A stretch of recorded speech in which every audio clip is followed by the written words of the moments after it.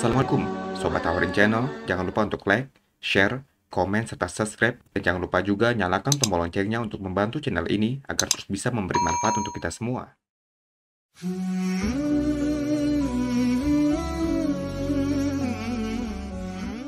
Allah Subhanahu wa Ta'ala berfirman dalam surat Al-Ankabut, surat ke-29 ayat ke-26 yang artinya, maka Lut membenarkan kenabian Ibrahim, dan dia Ibrahim berkata, sesungguhnya aku harus berpindah ke tempat yang diperintahkan Tuhanku.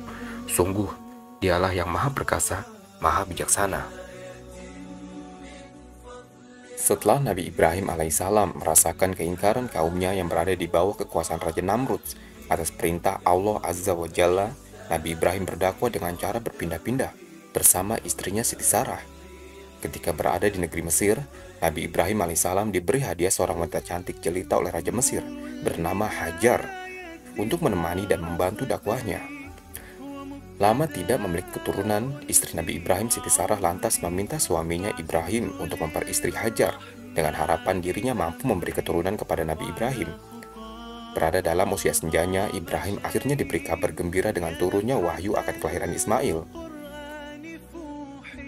Seperti yang difirmankan Allah Azza wa Jalla di dalam Al-Quran, surat As-Saffat, surat nomor 37 ayat ke-100, yang artinya, ya Tuhanku, anugerahkanlah kepadaku seorang anak yang termasuk orang yang soleh, serta ayat ke-101 yang artinya, maka kami beri kabar gembira kepadanya dengan kelahiran seorang anak yang sangat sabar, Ismail.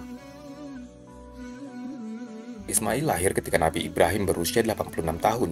Ini membuat kehidupan Ibrahim semakin bahagia, karena Allah menganugerahi kepada Ibrahim seorang anak laki-laki yang telah lama dinantikannya. Meski berbahagia karena akhirnya sang suami memiliki keturunan, namun sebagai seorang wanita, tetap memiliki rasa cemburu.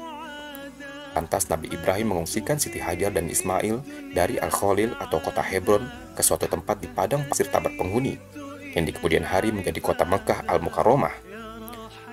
Usai mengungsikan Siti Sarah dan anaknya Ismail, Nabi Ibrahim kembali ke tempatnya semula dan tinggal bersama Siti Hajar. Ketika itu Ibrahim merupakan seorang saudagar yang kaya raya.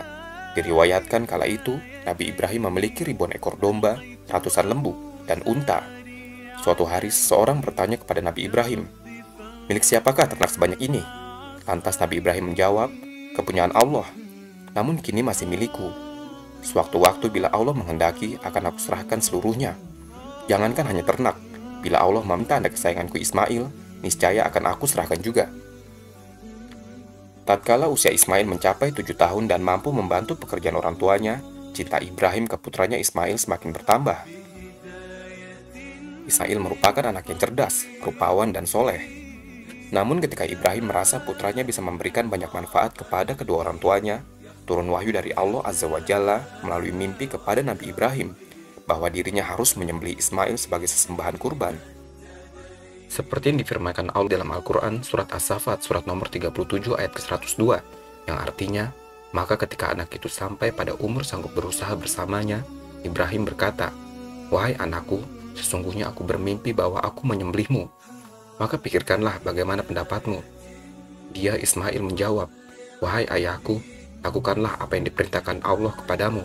Insya Allah engkau akan mendapatiku termasuk orang yang sabar. Disinilah keimanan Ibrahim kepada Allah diuji. Dirinya yang sudah sangat lama menantikan buah hati dan baru diberi keturunan di usianya yang senja, harus rela mengorbankan anaknya sebagai bentuk kepatuhan kepada Tuhan semesta alam. Dengan penuh ketaatan, Nabi Ibrahim dan Ismail pun dengan ikhlas melakukan perintah dari Allah Azza wa Jalla. Ketika Ibrahim hendak bersiap menyembelih Ismail, datang setan berusaha menggoda agar Ibrahim tidak jadi menyembelih Ismail. Namun Ibrahim mengambil batu dan menimpuki setan yang berusaha membujuk Ibrahim berkali-kali. Kejadian inilah yang menjadi cikal bakal melempar jumroh, yang merupakan satu kegiatan dalam rangkaian ibadah haji. Setelah Ibrahim dan Ismail yakin serta bertawakal kepada Allah, Ibrahim bersiap menggerahkan pisaunya di leher Ismail. Namun tiba-tiba turun wahyu dari Allah Azza wa Jalla agar Ibrahim menghentikan perbuatannya. Ibrahim yang membenarkan mimpi yang diterimanya dengan ikhlas dan patuh menjalankan perintah. Allah Azza wa Jalla ridho menerima keimanan dan ketaatan Ibrahim dan putranya Ismail. Sebagai ganjaran akan kepatuhan keduanya, maka Allah mencukupkan perintahnya dengan menebus Ismail dan memberikan ganti seekor sembelihan yang besar. Ibadah kurban kemudian dilakukan setiap tahunnya oleh orang muslim di seluruh dunia, yang dilakukan usai dilaksanakannya puncak ibadah haji di Padang Arafah. Namun proses penyembelihan hewan kurban sendiri tidak terbatas pada tanggal 10 Zulhijjah. Proses pemotongan hewan kurban bisa dilakukan di hari-hari tasyrik, yakni 3 hari setelah sholat Idul Adha, tanggal 11, 12, dan 13 Zulhijjah. Hakikat kurban sendiri merupakan wujud ketakwaan, kepasrahan seorang hamba, serta sarana untuk mendekatkan diri kepada Allah Azza wa Jalla, dan juga sebagai bentuk rasa syukur akan nikmat yang telah diberikan.